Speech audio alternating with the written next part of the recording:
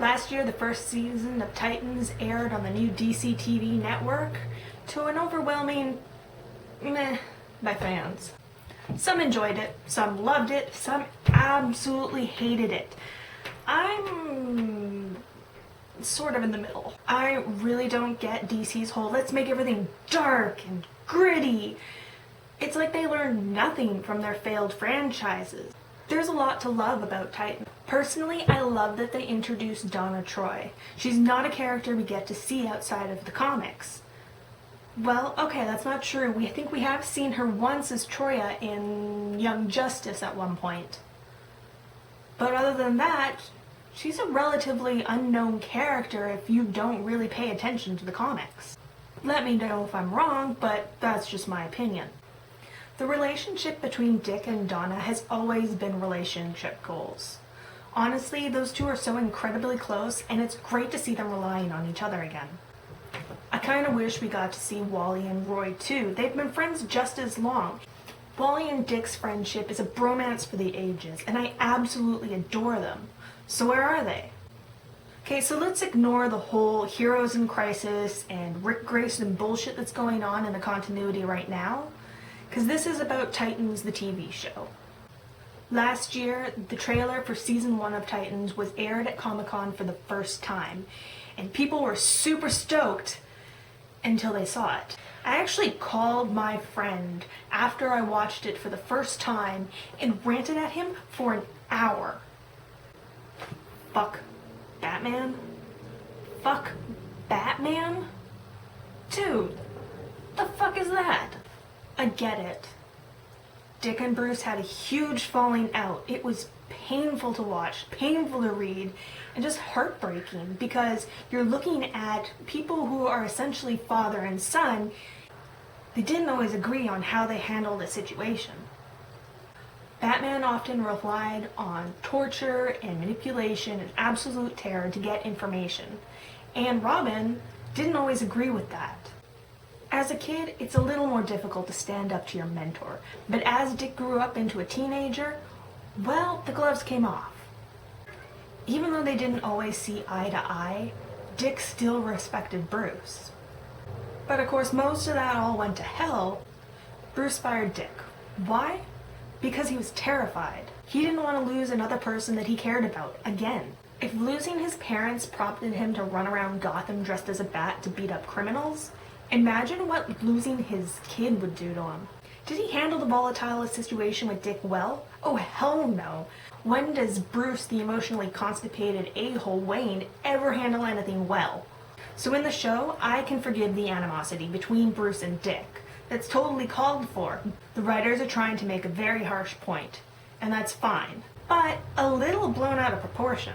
We get it. Their falling out was massive. Dick is being an angry boy. But let's get into the destruction of the characterization of some of DC's most beloved characters, the Titans. I've been a fan of the Titans since I was a little kid. My first introduction to them was the Teen Titans show, which I'm pretty sure at this point almost everybody who is a DC fan has watched. And if you haven't, please go watch it. As a nostalgic millennial, I obviously have the entire series on my shelf. And most recently, I have introduced my 4-year-old niece to the Tiny Titans and Titans Go, which are far more age appropriate for her. From there, I obviously branched out into the comics, and I often borrowed collections from our local library, because they had weird collections like that. They had DC, and they had Marvel, and they had all sorts of anime and manga. Thank you, library. So imagine my horror when they introduced this dark, brooding Dick Grayson. I mean, Dick Grayson is not Batman. Yes, he was Batman for a very brief period of time, but he's not Batman. That's the entire point of Robin. That's why he was introduced. He is the light to Batman's dark. The Dick Grayson we all know and love makes horrible jokes and puns. He's funny, he's outgoing, he has a bright personality. He likes to make connections with people, and he cares. He genuinely cares, and he's not afraid to show it. In general, he's a pretty happy-go-lucky guy, unless you piss him off, which I don't suggest. Pissing him off is a really bad idea. As far as I can remember, he's still the only member of the Bat family to have killed the Joker. My point is, the Dick Grayson we were introduced to on screen is not the Dick Grayson that we have grown to love. So let's take a look at this. Dick Grayson is not afraid to use excessive force and crack skulls when need be, but he doesn't relish in the excessive violence the way, say, Jason Todd does. So the image that we get of Dick Grayson in Titans is a little skewed. Dick and Jason had very different upbringings. Dick grew up with very loving parents who cared for him deeply. Jason grew up in the slums with absentee parents and one that died of an overdose. Let's not forget that his biological mother is the one that betrayed him to the Joker and he eventually died.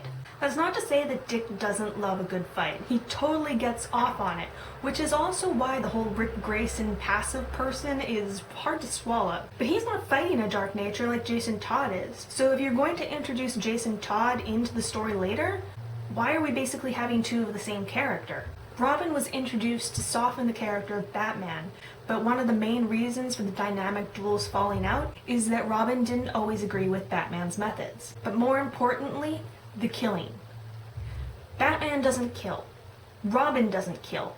Nightwing doesn't kill. It is a point that's been driven home so hard over the years, so what the fuck is going on? It's one of the main beefs in the Bat family when it comes to Red Hood, aka Jason Todd, and the latest Robin, Damian Wayne. Both have killed in the past and are not afraid to kill if they feel it's necessary. And the rest of the Bat family is definitely not happy with that. Dick Grayson can never forgive himself after he let Blockbuster die, and that asshole was completely destroying his life. What the hell is happening? Robin is killing people. He's snapping necks, stabbing people in the crotch with garden shears. The excessive use of violence is just gratuitous and uncalled for. Even the DCEU and their failed movies didn't pull that crap. So what the hell is going on, DC? Fuck you, DC. Okay, I need to calm down before I get really angry. One scene in particular really bothered me, and that's a scene when Donna takes Dick to her show.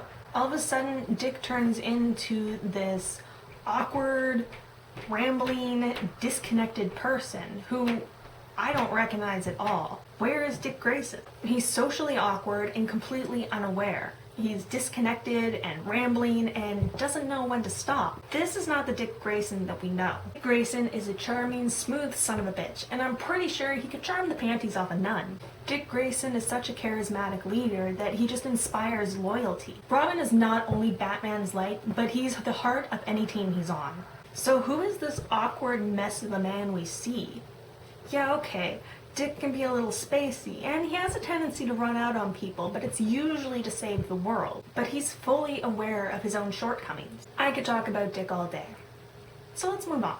I have never hated a Titans character before, but Raven, Little Miss Rachel Roth, oh my god. She is the whiniest, most annoying person on the planet. Completely helpless and totally emotional. Drives me insane. Raven is usually one of my favorite characters in the Titans. I mean, the show kind of gave her a cool new backstory. It's a little weird with the religious undertones and everything like that, but I don't recognize her at all. It's completely inaccurate and totally out of character. Raven is usually a very cool, calm, and collected individual because if she ever loses control, the impending destruction is disastrous. So where is this stoic, reserved Raven that we all know and love? It was one of the most intriguing parts of her personality. She was a seemingly emotionless young woman with extreme depth, but suddenly she's replaced with this whiny child? Oh, woe is me, I am helpless. But, not really. They're trying to give her an innocence that she never had. Raven has always understood the darkness in her world, and she's conquered it. I know some people were super angry with Starfire, but I loved her.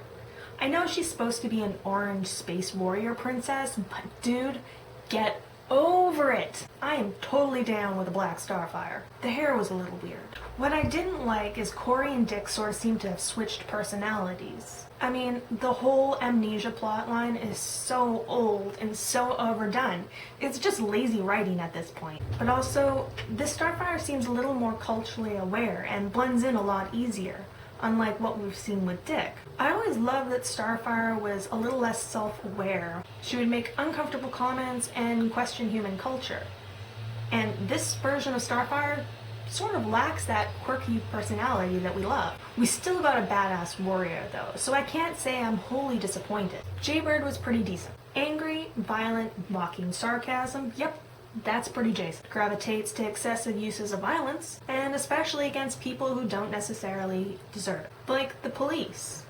I mean, if you look at his upbringing, the police weren't always the good guys where he grew up, but he still has issues with letting go of his past and his anger. But if we already have an impulsive, rash, violent Robin, why do we need a second one? Here we are duplicating it. It's like having two Jasons. And when you look at it, a lot of people don't like Jason in the first place. I mean, we did kill him. I think one of the biggest complaints about this version of Jason Todd was not about the character itself, but more about who portrayed him. So I'm going to go on record right now and say he's absolutely adorable. People really need to get over the external package, because really it's the characterization that matters, because that's what's integral to the story. I think Beast Boy was the closest to an acceptable adaptation of some of the characters. Little known fact, Beast Boy first appeared in the Doom Patrol, where he was adopted by Elastigirl and Mento. And then later he was moved to the Teen Titans when they formed. And of course, he's more well known as a member of the Teen Titans than he ever was of the Doom Patrol. But we can't forget where he came from. Ryan Potter's version of the character was still cheerful, goofy, and a little quirky. He's an all-around adorable sweetheart, and I totally love him. I get that people are super annoyed over the fact that he's not green all the time, but can you imagine what kind of work that would be for the crew, whether that's makeup or CGI? And who knows? Maybe they have a storyline for that. Right now, he can only turn into a tiger. It'll be interesting to see where they go with that. Plus, it's kind of annoying that he has to run off and strip before he can join the battle. Overall, the show is meh, which seems to be the general consensus. I still watched it. It made me angry, but I still watched it. Season 2 starts today, and I don't know how I feel yet. The trailer actually looked like this could have a lot of potential, unlike the first season. New characters are being introduced, like Garth and Khan, but what's gonna happen with Rachel and Gar? I mean, on screen, they're supposed to have chemistry, but off screen, he's 21, she's 15, that's going to make things really, really awkward when it comes to any sort of on-screen romance. I mean, in general, the ages are a little all over the place. Dick and Corey are a lot older, Beast Boy and Raven are a lot younger.